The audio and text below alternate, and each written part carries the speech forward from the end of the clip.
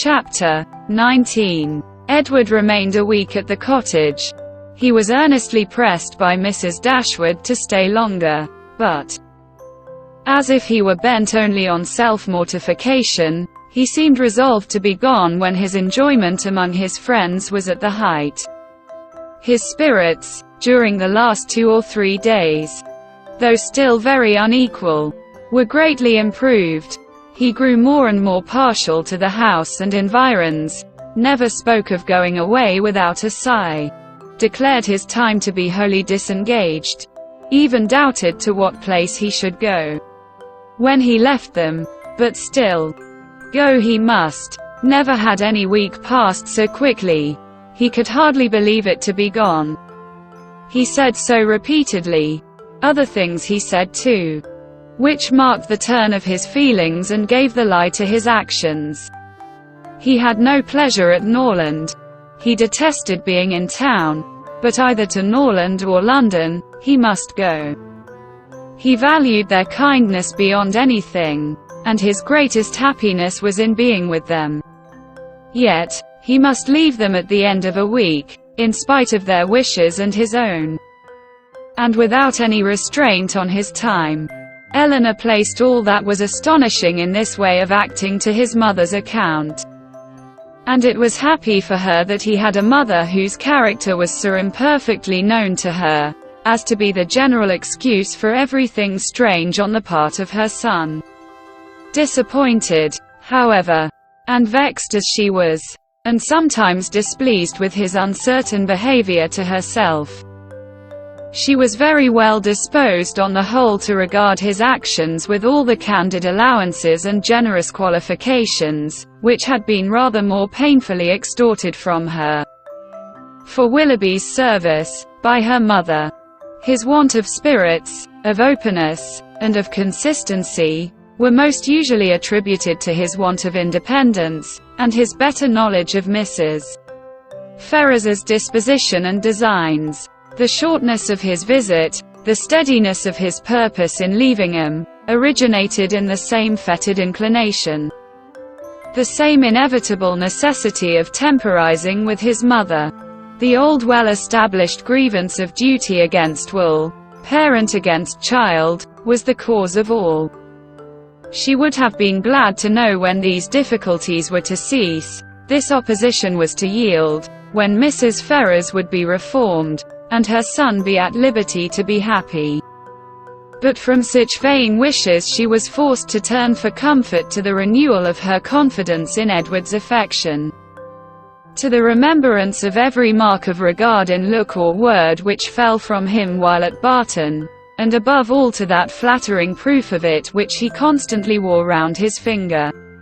"I think, Edward," said Mrs. Dashwood, as they were at breakfast the last morning, "you would be a happier man if you had any profession to engage your time and give an interest to your plans and actions.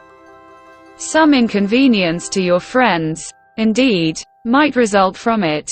You would not be able to give them so much of your time. But, with a smile, you would be materially benefited in one particular at least. You would know where to go when you left them." "I do assure you," he replied, "that I have long thought on this point. As you think now, it has been, and is, and probably will always be a heavy misfortune to me, that I have had no necessary business to engage me, no profession to give me employment, or afford me anything like independence. But unfortunately my own nicety, and the nicety of my friends, have made me what I am, an idle, helpless being. We never could agree in our choice of a profession. I always preferred the church, as I still do. But that was not smart enough for my family. They recommended the army. That was a great deal too smart for me. The law was allowed to be genteel enough. Many young men, who had chambers in the Temple, made a very good appearance in the first circles, and drove about town in very knowing gigs. But I had no inclination for the law, even in this less abstruse study of it, which my family approved. As for the navy, it had fashion on its side. But I was too old when the subject was first started to enter it, and, at length, as there was no necessity for my having any profession at all, as I might be as dashing and expensive without a red coat on my back as with one, idleness was pronounced on the whole to be most advantageous and honorable. And a young man of 18 is not in general so earnestly bent on being busy as to resist the solicitations of his friends to do nothing. I was therefore entered at Oxford and have been properly idle ever since.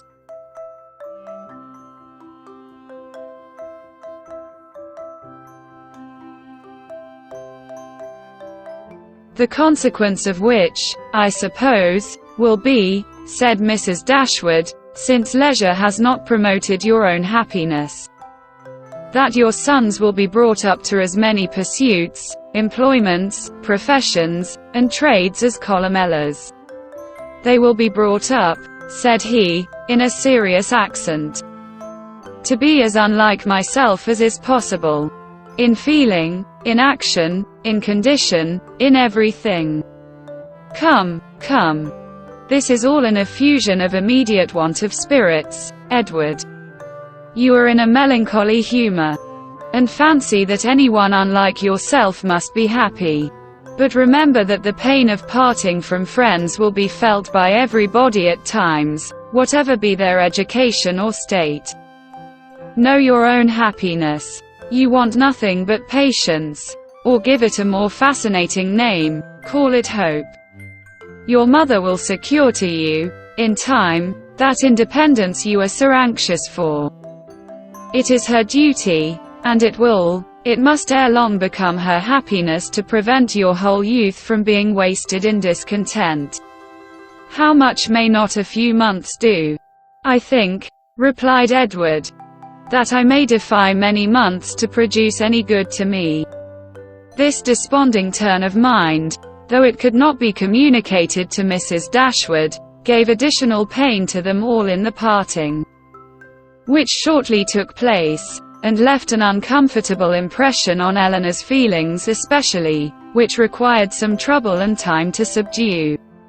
But as it was her determination to subdue it, and to prevent herself from appearing to suffer more than what all her family suffered on his going away, she did not adopt the method so judiciously employed by Marianne, on a similar occasion, to augment and fix her sorrow, by seeking silence, solitude and idleness. Their means were as different as their objects, and equally suited to the advancement of each. Eleanor sat down to her drawing table as soon as he was out of the house, busily employed herself the whole day, neither sought nor avoided the mention of his name, appeared to interest herself almost as much as ever in the general concerns of the family, and if, by this conduct, she did not lessen her own grief, it was at least prevented from unnecessary increase, and her mother and sisters were spared much solicitude on her account. Such behavior as this, so exactly the reverse of her own, appeared no more meritorious to Marianne, than her own had seemed faulty to her. The business of self-command she settled very easily. With strong affections it was impossible. With calm ones it could have no merit.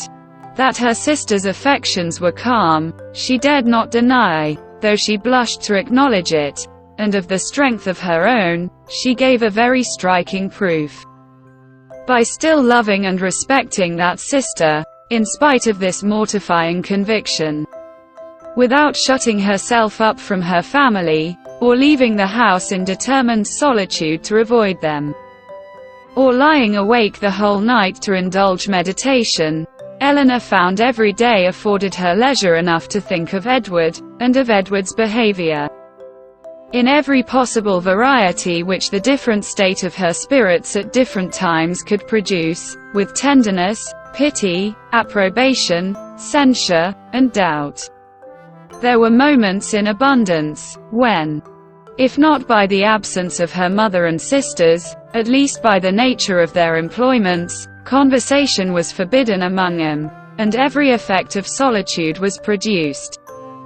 Her mind was inevitably at liberty. Her thoughts could not be chained elsewhere. And the past and the future, on a subject so interesting, must be before her, must force her attention, and engross her memory, her reflection, and her fancy.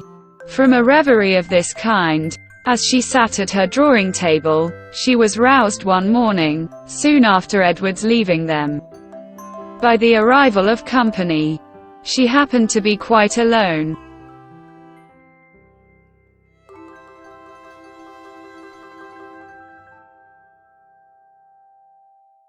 The closing of the little gate, at the entrance of the green court in front of the house, drew her eyes to the window, and she saw a large party walking up to the door.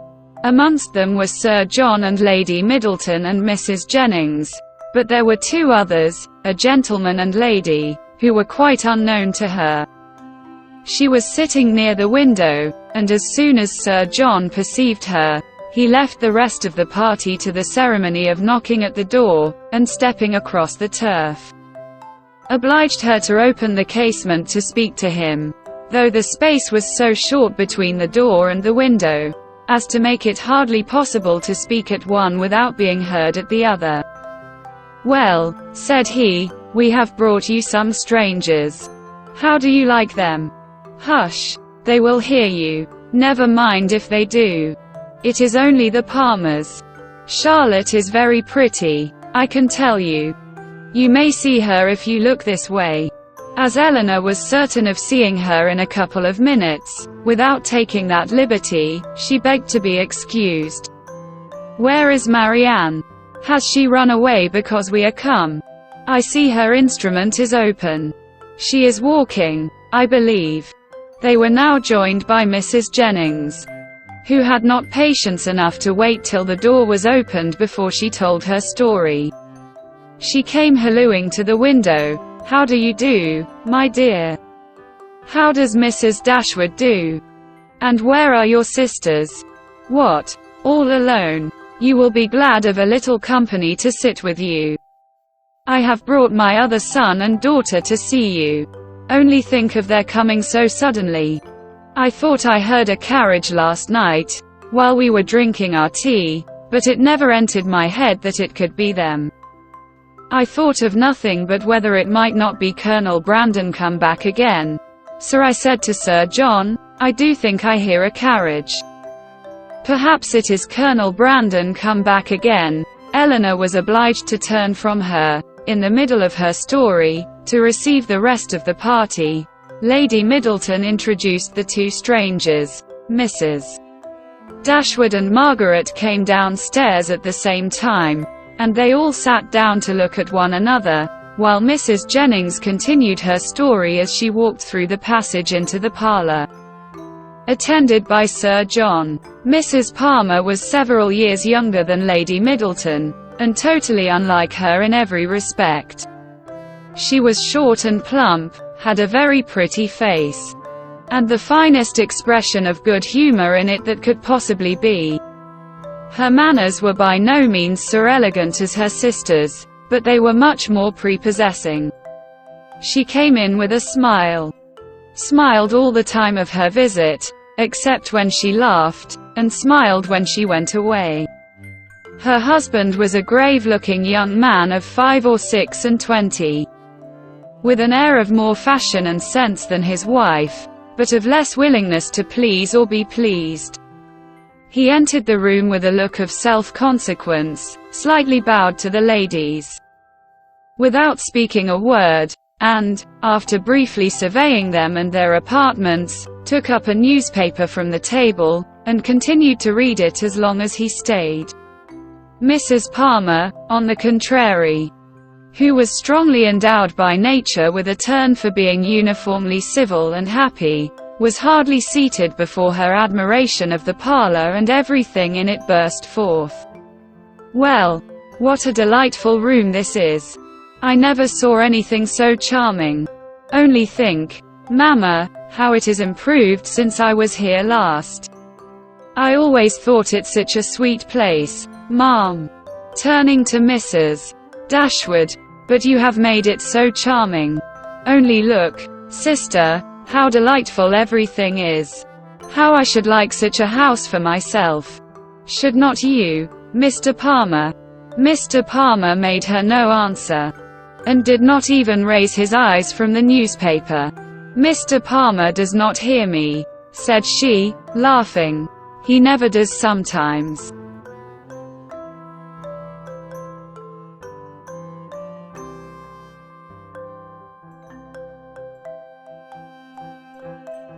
It is so ridiculous. This was quite a new idea to Mrs. Dashwood.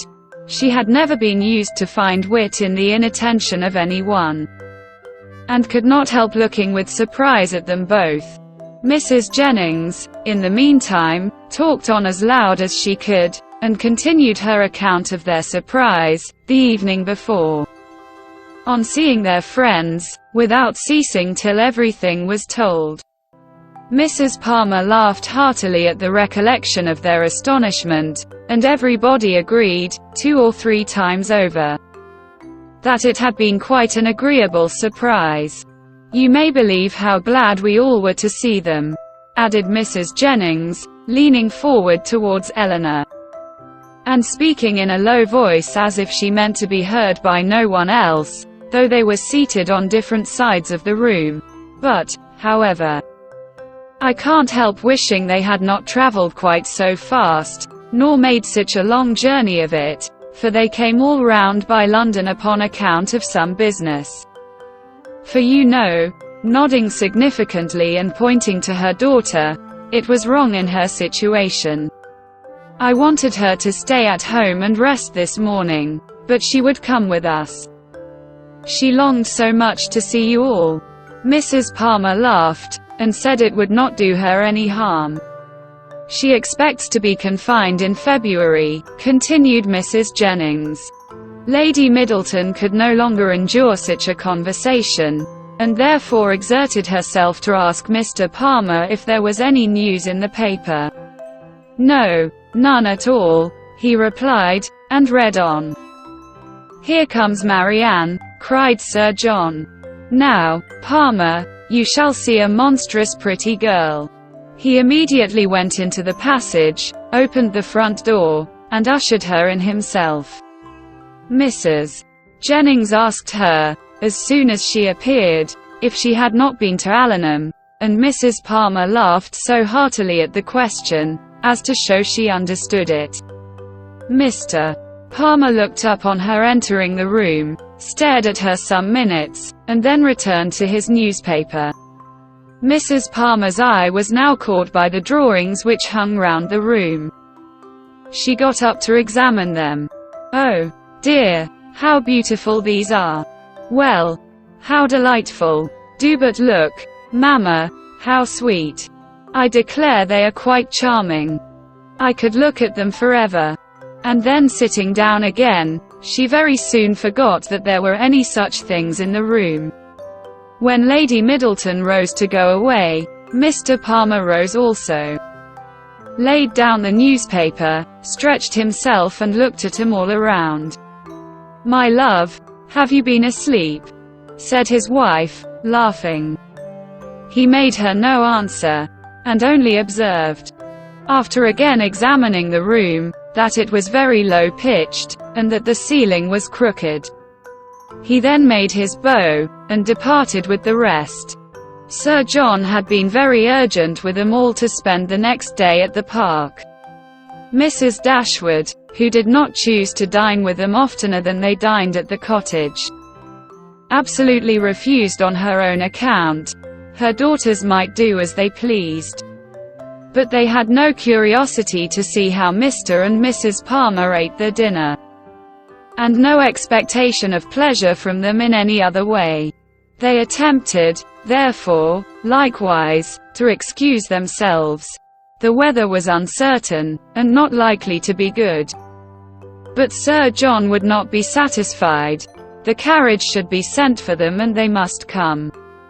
Lady Middleton too, though she did not press their mother, pressed them. Mrs. Jennings and Mrs. Palmer joined their entreaties, All seemed equally anxious to avoid a family party, and the young ladies were obliged to yield. "Why should they ask us?" said Marianne, as soon as they were gone. "The rent of this cottage is said to be low, but we have it on very hard terms, if we are to dine at the park whenever anyone is staying either with them or with us. They mean no less to be civil and kind to us now," said Eleanor, "by these frequent invitations, than by those which we received from them a few weeks ago. The alteration is not in them. If their parties are grown tedious and dull, we must look for the change elsewhere."